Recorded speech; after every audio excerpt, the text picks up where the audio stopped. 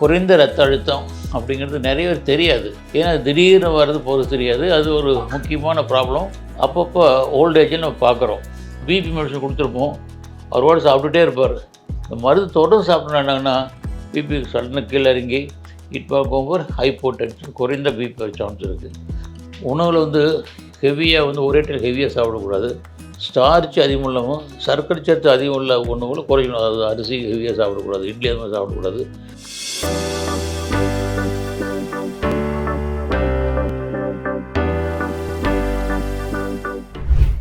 பூங்காற்று நேயர்களுக்கு வணக்கம். நான் டாக்டர் விஎஸ் நடராஜன், முதியோர் நல மருத்துவர் பேசுகிறேன். எல்லாத்துக்கும் ஹைப்பர் டென்ஷன், உயர் ரத்த அழுத்தம் எல்லாத்துக்கும் தெரியும். அதனால் என்னென்ன தொந்தரவு வரும்னு தெரியும். செஸ்ட் பெயின், ஹார்ட் அட்டாக் வரலாம், ஸ்ட்ரோக் பக்கவாதம் வரலாம், கண் பாதிப்பு ஏற்படலாம், கிட்னி பாதிப்பு ஏற்படலாம். இப்படி பல தொல்லைகள் வர்றதுனால எல்லாத்துக்கும் தெரிஞ்சுருக்கிறாங்க. ஆனால் அதற்கு ஆப்போசிட்டாக, அதுக்கு மாறாக ஹைப்போ டென்ஷன், குறைந்த ரத்த அழுத்தம் அப்படிங்கிறது நிறைய பேர் தெரியாது. ஏன்னா திடீர்னு வர்றது போகிறது தெரியாது. அது ஒரு முக்கியமான ப்ராப்ளம். அப்பப்போ ஓல்டேஜில் நம்ம பார்க்குறோம். ஸோ ஒரு பிபி நார்மலாக 120/80, 120/80 இருக்கணும். வயசானவங்களுக்கு 140, 80, 90 இருக்கலாம். இந்த பிபி திடீர்னு குறைஞ்சுன்னு வச்சுங்க, ஒரு 90/60, 90 கீழே 60க்கு கீழே இறங்குச்சுன்னா அது குறைந்த ரத்த அழுத்தம் சொல்கிறோம். அந்த பிபி திடீர்னு குறைவு என்ன ஆகுன்னா, சர்க்குலேஷன், பிளட் சர்க்குலேஷன் எல்லா ஆர்கனும் போகிறது குறைஞ்சிரும். ஸோ அதனால் ஒரு மயக்கம் வரும், ஒரு கன்ஃபியூஷன் வரும். திடீர்னு கீழே விழுந்துருவாங்க, நடந்து தள்ளும், சிவியர் கிடினஸ், சம்டைம் வாமிட்டிங் வரும். ஸோ இது சடனாக வர ப்ராப்ளம். இதை பற்றி நம்ம தெரிஞ்சுக்க ரொம்ப நல்லது. யாருக்கெல்லாம் வரும்னா, காமனாக ஓல்டு பீப்புள் நீர் வறட்சி. இது ஏஜ் ஆகும்போது இந்த தெர்மோ ரெகுலேட்டரி சென்டர் ஒரு ஒர்க் பண்ணாது. ஹாட் சம்மராக இருக்கும், நல்ல வெயில் அடிச்சுட்டு இருக்கும், உடம்புலாம் வேர்த்து கொட்டும், தாகம் அவங்களுக்கு இருக்காது. இந்த தண்ணி பாட்டில் ஃப்ரெண்ட்லியாக இருக்கும், எடுத்து குடிக்க மாட்டார். இதனால் டீஹைட்ரேஷன், நீர் வறட்சியில் முக்கியமான காரணம். பிபி எடுத்து பார்த்திங்கன்னா 90/60, 80/70 இப்படி வந்துட்டுருக்கும். இதுக்கு அடுத்ததாக பார்க்குறது ஒவ்வாமை, அது அலர்ஜி. சிலருக்கு பூச்சி கடிச்சிடும், உடம்புலாம் தடுத்தட்டாக வீங்கி உடம்புலாம் அரிப்பு ஏற்பட்டு சடன் பிபி ட்ராப் ஆயிரும். சில பேருக்கு மருந்துகள், அப்போல்லாம் பெனிசிலின் ரொம்ப காமன். இப்போல்லாம் பெனிசிலின் ரொம்ப குறைஞ்சி போச்சு. பெனிசிலின் அலர்ஜி, சல்ஃபா அலர்ஜி, இந்த மருந்துகள் அலர்ஜினாலே சடன் பிபி லோ ஆகும், ஹைப்போ டென்ஷன். சில நேரத்தில் ட்ரக்ஸு, சப்போஸ் பிபி மெடிசன் கொடுத்துருப்போம், அவர் வாட்டு சாப்பிட்டுட்டே இருப்பார். இப்போ ஒவ்வொரு வாட்டி போனால் டாக்டர் அதே மருந்து அளித்தராரு, அதுக்கு போன வாட்டி அது 3 மாதம் 6 மாதம் அதே மெடிசன் விடாமல் சாப்பிட்டுருவாங்க. இந்த மருந்து தொடர்ந்து சாப்பிட்டோன்னா என்னங்கன்னா பிபி சடனாக கீழே இறங்கி போகும்போது ஹைப்போ டென்ஷன், குறைந்த பிபி வர சான்ஸ் இருக்குது. சில பேர் ஓவர் டோஸ் சாப்பிட்ருப்பாங்க. காலையில் ஒரு மாதிரி சாப்பிட்ருவாங்க, ஒரு 8-9 மணிக்கு, மணி 10 மணிக்கு ஒரு மாதிரி சாப்பிடுவாங்க. ஸோ ட்ரக்ஸுனாலேயும் இந்த மாதிரி பிபி குறைய வாய்ப்பு இருக்குது. இப்போ டிசீஸ் எடுத்துட்டிங்கன்னா, நீரிழிவு நோய் உள்ளவங்களுக்கு பிபி குறையும். அப்புறம் ஹார்ட் அட்டாக் சொல்லவே வேண்டாம். ஹார்ட் அட்டாக்கு, மாரடைப்பு, அது இதயம் பலவீனமடைதல், ஹார்ட் ஃபெயிலியர், இதெல்லாம் உங்களுக்கு லோ பிபி கொட்டுரும். இதை தவிர சிவியர் ஆல்கஹால் ஹெவியாக சாப்பிட்டான்னு வச்சுங்க, அவங்களுக்கு பிபி குறைய வாய்ப்பு இருக்குது. ஒரு சாதாரண சுகர் பேஷண்ட் உங்களுக்கு தெரியும், ஹைப்போகிளைசிமியா, திடீர்னு ப்ளட் சுகர் ரொம்ப கீழே வந்துச்சுன்னா இட் ஓவர் ஹைப்போகிளைசிமியா. அப்போ பிபி ரொம்ப குறைஞ்சிடும். இப்படி பிபி குறைவாகிறதுக்கு நிறைய காரணங்கள் இருக்குது. ஸோ சாதாரண பார்க்குறது டீஹைட்ரேஷன், சில மாத்திரைனால, சில நோய்கள்னால வர வாய்ப்பு இருக்குது. இது நம்ம வராமல் தடுத்துக்க முடியும். ஸோ யாருக்கெல்லாம் வெயில் அதிகமாக இருந்ததுன்னா, வெயில் அதிகமாக அவாய்ட் பண்ணோம். அப்படி என்ன ஹாஸ்பிட்டல் அட்மிட் பண்ணி குளுக்கோஸ் சாலின் கொடுத்தா சரியாக போயிடும். இந்த ட்ரக்ஸு ரெஸ்பான்ஸ் பிபி மட்டும் ஹையாக சாப்பிட்டுட்டே இருப்பாங்க, டாக்டர் கன்சல்ட் பண்ணாமல். இன்னும் மாத்திரை கொஞ்சம் குறைக்கணும், ஒரு சுகர் கண்ட்ரோலில் வச்சுக்கணும். இது மாதிரி ரெகுலராக ஃபாலோ பண்ணோம்னாவே இந்த ஹைப்போ டென்ஷன் வர்றது குறைக்க முடியும், நாளும் வாழ முடியும். இதுலேயே இன்னொரு வெரைட்டி இருக்குது. குறைந்த ரத்த அழுத்தத்திலே இன்னொரு வெரைட்டி இருக்குது.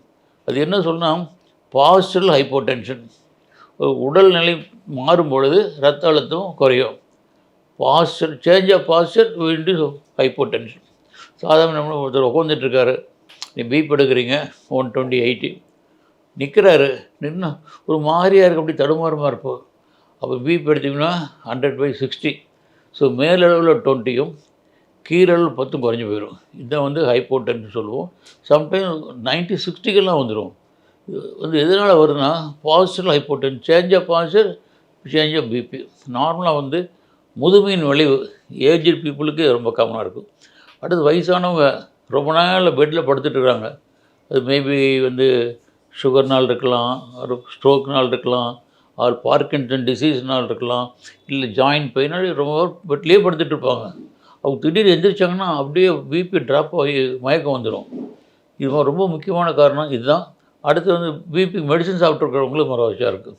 ஸோ காமனாக பார்க்குற old people were lying down for longer period BP வந்து எந்திரிச்சு உட்காந்தாங்கன்னாவோ என்னவோ பிபி குறைஞ்சிரும். ஸோ சிலர் என்ன பண்ண வயசானவங்க திடீர்னு ஒரு ஃபோன் அடிக்கும், உடனே எந்திரிச்சு போய் அவசரமாக போய் ஃபோன் எடுக்க போவாங்க. இப்போ பிபி கீழே ஃபாலோ ஆகி கீழே விழுந்துடுவாங்க. இப்போல்லாம் எமர்ஜென்சி நினச்சி போக முடியாது, அவசரப்பட்டு எந்திரிக்க வேண்டிய அவசியமே இல்லை. ஸோ ஜென்ரலாக என்ன சொல்லணும்னா, இந்த வயசான காலத்தில் முக்கியமாக ஓல்டு பீப்புள் இந்த லையிங் டவுன் ஒரு லாங்கர் டைம் படுத்திருந்திங்கன்னா, அப்போ சும்மா இருக்கும்போது கை காலம் மடக்கணும், சின்ன எக்ஸசைஸ் மாதிரி பண்ணிகிட்ருக்கணும், இல்லை ஃபிசியோதெரப்பி பண்ணிடலாம். முதல்ல வந்து 3 ஸ்டேஜ் முக்கியமாக செய்கிறோம். ஸ்டேஜ் 1 மெதுவாக எந்திரிச்சு உட்காருங்க, 1 or 2 செகண்ட்ஸ் மெதுவாக எந்திரிச்சு நில்லுங்க, 1 or 2 செகண்ட்ஸ் மெதுவாக நடங்க. இது 3 ரெகுலராக பண்ணிங்கன்னா உங்களுக்கு இந்த பாசிட்டிவ் ஹைப்போடென்ஷன் வராது.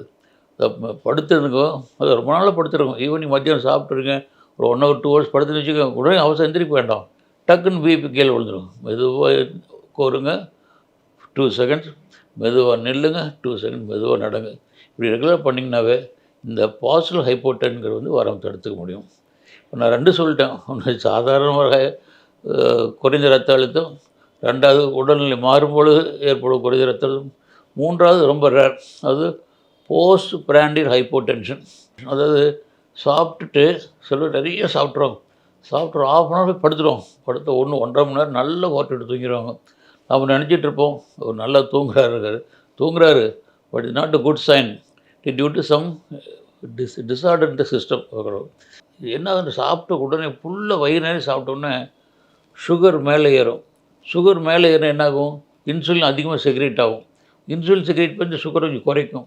அது குறைக்கிறது ரொம்ப பிலோ நார்மல் குறைக்கிறோம். பிபிக்கு சுகர் குறையும் போது பிபி குறைஞ்சிரும். இதுதான் சேஞ்ச். சாப்பிட்றதுக்கு அப்புறம் ஒரு லோ பிபி. சாதாரணமாக நார்மலாக 120, 140, 80ன்னு வச்சுக்கோங்க. சாப்பிட்டு அவர் பார்த்திங்கன்னா 120, 110, 70 ரொம்ப லோ பிபி வர வாய்ப்பு அதிகமாக இருக்கும். சாதாரண டயபெட்டிக் பீப்புள் நம்ம காமனாக பார்க்கலாம். பார்க்கின்சன் டிசீஸ், உதர்வாதக நோய் உள்ளவங்களும் இந்த மாதிரி பார்க்கலாம். இந்த மாதிரி போஸ்ட் பிராண்டில் ஹைப்போடென்ஷன் வராமல் தடுக்கிறது என்ன பண்ணணும்னா, முதல்ல இந்த ஹெவியாக கொடுத்தோம்னா நிறைய ஹெவியாக சாப்பிட்றக்கூடாது. ஸோ கொஞ்சம் கொஞ்சமாக 2 வேளை 3 வேளை சாப்பிட்ணும். அப்புறம் சில பேர் இந்த மாத்திரை வந்து ஹைப்போடென்ஷன் மாத்திரையை அதை கொஞ்சம் தேவைப்பட்டால் குறைக்கலாம். அப்புறம் சாப்பிட்டதுக்கப்புறம் ஒரு 5 to 10 minutes நடந்துட்டு வந்து அப்புறம் படுக்கலாம். உணவில் வந்து ஹெவியாக வந்து ஒரே டைம் ஹெவியாக சாப்பிடக்கூடாது. ஸ்டார்ச் அதிகம் இல்லாமல் சர்க்கரை சத்து அதிகம் உள்ள உணவுகளை குறைக்கணும். அதாவது அரிசி ஹெவியாக சாப்பிடக்கூடாது, இட்லி அதிகமாக சாப்பிடக்கூடாது, ஸ்வீட்டு ரொம்ப ஹெவியாக சாப்பிடக்கூடாது. அதாவது கொஞ்சம் கொஞ்சமாக சாப்பிட்டுக்கணும். ஒரு வேளைக்கு 3 வேளை 4 வேளை சாப்பிட்டுக்கணும். சாப்பிட்டதுக்கப்புறம் கொஞ்சம் நடந்துட்டு வந்து படுத்திங்கன்னா இந்த மாதிரி ப்ராப்ளம் வராது. ஸோ இந்த பதிவில் வந்து நான் 3 சொல்லியிருக்கிறேன். குறைந்த ரத்த அழுத்தத்தில் 3 வெரைட்டி இருக்குது. ஒன்று சாதாரணமாக பொதுவாக பார்க்குற குறைந்த அழுத்தம், அது வந்து முக்கியமாக டீஹைட்ரேஷன் இது மாதிரி வரும், அலர்ஜினால் வரும், ட்ரக்னால் வரலாம். அது வந்து முக்கியமான பண்ணுறோம். வயசான ரொம்ப நேரம் படுத்திருந்தால் திடீர்னு எந்திரிச்சக்கூடாது, எந்திரிக்கணும், உட்காரணும், நின்று அப்புறம் நடக்கணும், அது மாதிரி இருக்கணும்.